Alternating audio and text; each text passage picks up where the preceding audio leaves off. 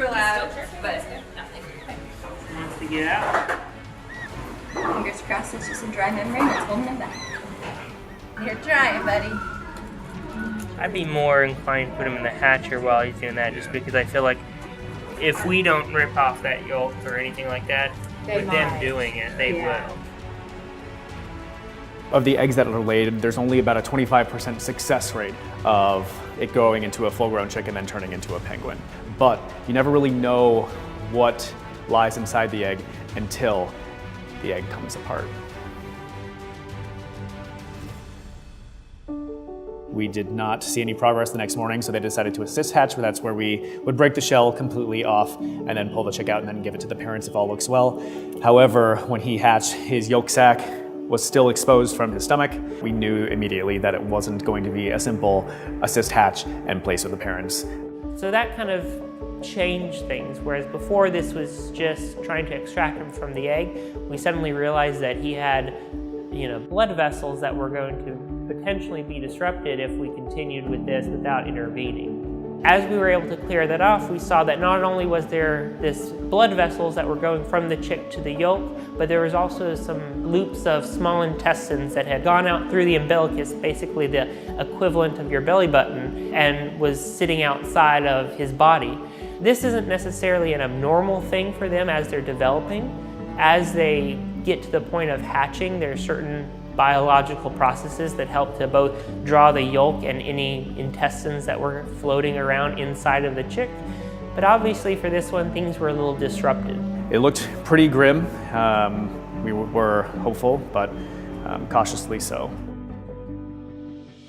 He surprised us all and was bouncing back really, really quickly and started to show really, really good signs. And so after 2 days of being handled around the clock, we decided that he was strong enough to go out on habitat with his foster parents, and they were doing a pretty good job. And then after a few days, we did our afternoon check on him and pulled him out, and he had that little gash in his stomach. And so since he had been up and down so frequently, we decided to just go ahead and pull him and set him up for success and give him that opportunity to thrive under our care and our watch in more controlled setting, and he's doing really awesome.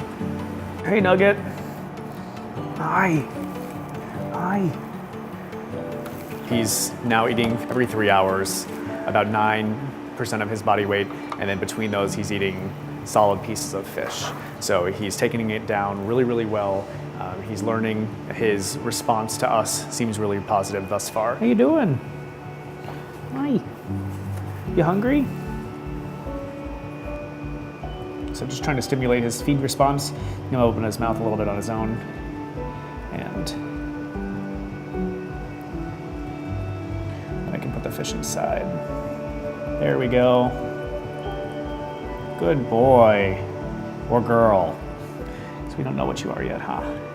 If he were being raised by the parents, he'd be consuming a lot of broken up fish regurgitation. So he's already had a little bit of experience to it, but he's getting most of his calories from the gruel, which is just kind of a formula of fish and water and nutrients. So this is just like an extra little thing, getting him used to eating more solid food from us and acclimating to what he'll eventually be eating on a regular basis.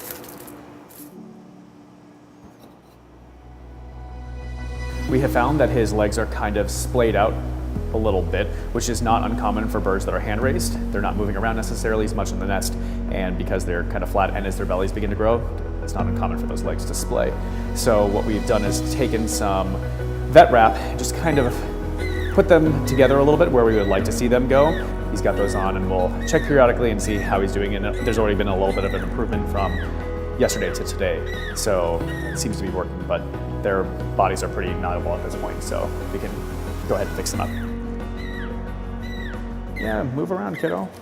Strengthen those legs. He has really amazed all of us, knowing what he has gone through and what the team has invested in him, and to see his growth and progress has really been remarkable. It's awesome to see a young, helpless little chick with the help of a lot of people and a really dedicated team come through.